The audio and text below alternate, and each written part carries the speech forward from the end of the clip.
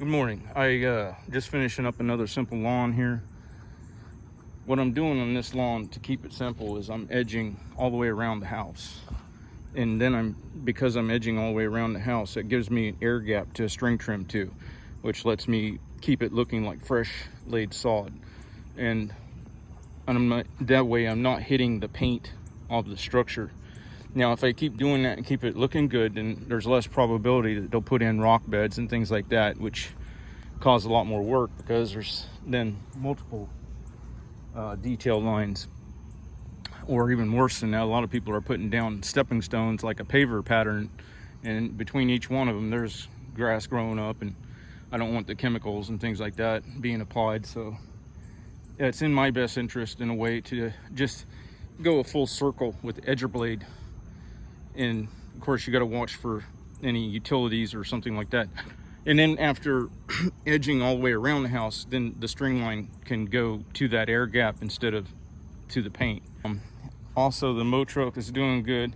Where it really shines is situations like this with this washout. You know, you got a whole road of new construction, and I've been through here before where basically the road was blocked because of people that had large rigs. Now with all this weight on the back end, I should be able to still pull out of here, even though I put on the brakes a little bit. But just even after I parked, there was a truck come through with a Bobcat on.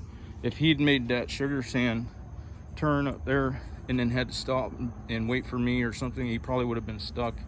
Would have been another fellow vendor of a different trade crap, but still, it's a community that would be pissed off at me because, you know, it's basically just a good thing to do to be able to share the road.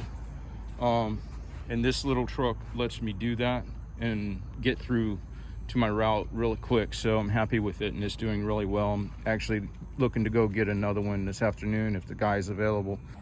Okay, here's another one. Just took it up last week. I did a second cut on it. Basically it was like overgrown and weedy and looked like the typical mow it once a month type scenario and scalp it each time, you know. So here is another example of how I like to do the deep edging. And basically what I'm doing is I'm grabbing all the water that comes from way up there, and I'm giving it a place to get in on this lawn. I'm grabbing a lot of nutrients too, because a lot of these people have root bound edging on their hardscape, so the water's just rushing past their lawn and carrying with it all the nutrients. So I'm getting the water in and I'm getting their nutrients. I'm hogging it all, and for this lawn. And as I go, I'm going to see, I think, homogeneous species come in with this taller cut height. That's going to result in less frequency of cut, but as it stands, it'll be more drought tolerant and beneficial for the environment. It'll have the microorganisms and little creatures given a place to live. Another place where I do the hard edging, and you know, this fence is all ate up from blade string trimmer line wrapping around it. After it gets to a certain point, it's hard and brittle, and this will happen on the privacy fences too. So when you blade edge, it's kind of uprooting, pulling up and disturbing the roots, which makes it a lot easier to trim to the line without smacking the plastic. Now on this scenario, generally the face of the fence is towards the person who did not pay to put it in. So the fence is basically theirs on that side. And when I do that, I'm pulling the roots. The blade is pulling the roots, which gives me an air gap to trim to, and any that kind of lie between. Now it's not perfect, but the problem that I've had lately is even on the solid panel privacy fences, they age out. And I learned from experience, if you think you can do a vertical line with the string trimmer, you might get away with it, but then once in a while you're going to have where the line waffles, and when it does, it can pop holes in the vinyl fence, and I'm talking about knee high, you know what I mean? I'm not talking down at the bottom, so they're going to be really visible, and it'll be a problem for you. So it's something to consider. when dealing with the vinyl fences. Is once again, that's a place where I find the edging and then trimming to an air gap to be a better scenario. And here's another one. Just get done doing a cross cut. If you here's the edging. You can see that helps a lot on moisture retention and nutrient staying in place, so the water doesn't rush across that edging. Now, I haven't edged this or string trimmed it yet, but just look at how beautiful that lawn is without any watering, without any fertilization. And I love to do lawns like this because when I'm on them, I know that my blades aren't fanning up some strange chemical mix that somebody came up with for this or that, That's why it's worth the extra effort for me to put in on double, cross cutting, because it is harder to cut higher off the stem, but it pays off too, because you'll eliminate a lot of your string trimming because you're coming at both directions on each obstacle. So where you would normally have to fight around to keep from having a little eye or elliptical shape around a tree or something, you don't even worry about it. You leave that little elliptical shape, and then when you're going back the other direction, it takes out that little triangle, and sometimes that can save you from even walking to that tree. You know what I'm saying? Depending on how the grass is laying against it or whatnot, you can sometimes eliminate a whole walking route that way. This was the one I over edged at one point, so I've been laying off on the edge and just doing a cleanup with the string trimmer on the vertical with string, and it should be coming back to where I can do the blade edging, because my perspective is you want that deep narrow channel for composting action.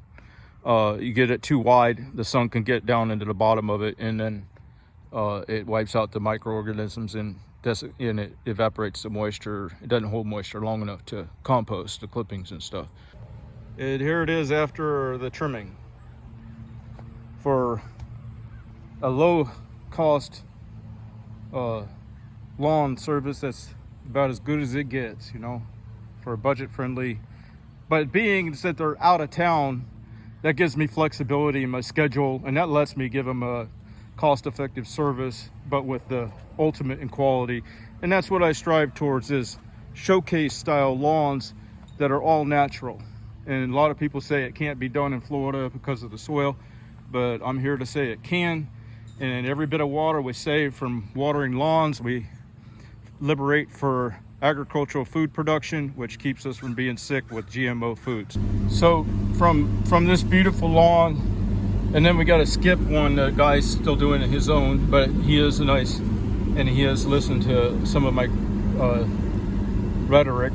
To this one. Now this one I mow, but as I was mowing down there, then the neighbor up and takes his mower out. And the issues I have with that is I give up a lot to be solo, but I do gain single point accountability in that if there was something damaged, I know who did it. When he mows at the same time though, one factor, and look how bad he balds out his lawn. It looks horrible. And then he turns around and waters it and drains the aquifer. And he tried to poach that customer from me. But so if he would hit something and throw it through the window or something, now instead of single point accountability, now I have to have a contentious situation. And we lose out as lawn persons every time there is a contentious situation. The guy, he's see how balded and to sand. That's what we're fighting against, because that has terrible environmental damage problems. So anyway, also as a factor of what I don't like about the neighbors doing their lawn at the same time is that I don't know what chemicals they put onto their lawn, and the fanning of his blades aerates all of that and brings it up to where now there's it can contact your skin, and it's just not good.